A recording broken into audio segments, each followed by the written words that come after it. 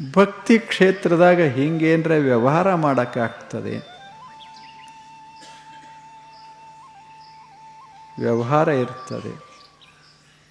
ಭಕ್ತಿ ಕ್ಷೇತ್ರ ಅಂದರೆ ಆನಂದಕ್ಕಾಗಿ, ಸುಮ್ಮನೆ ಸಹಜವಾಗಿ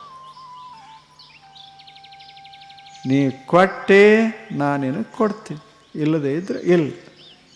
ಅದಕ್ಕೆ ನಾವು ಮಾಡೋದಲ್ಲೇನ, ಆ ದೇವ್ರಿಗೆ ಹೋದೆ ಏನಾಗಲಿಲ್ಲ, ಈ ದೇವ್ರಿಗೆ ಹೋದೆ ಏನಾಗಲಿಲ್ಲ,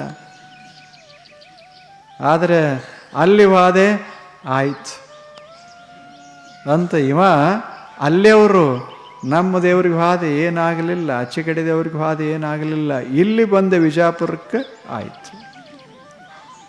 ದೇವರಂತಾನ ಇಬ್ಬರು ಅವರೇ. ಏನು ವ್ಯವಹಾರ?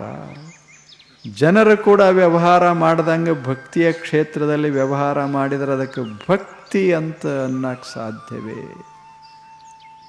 ಅದಕ್ಕೆ ಋಷಿ ಹೇಳ್ತಾನೆ, ಭಕ್ತಿ ಅಂದರೆ ಏನು? ಪರಮ ಪ್ರೇಮ ರೂಪ. ಅದು ಬರೀ ಪ್ರೇಮ.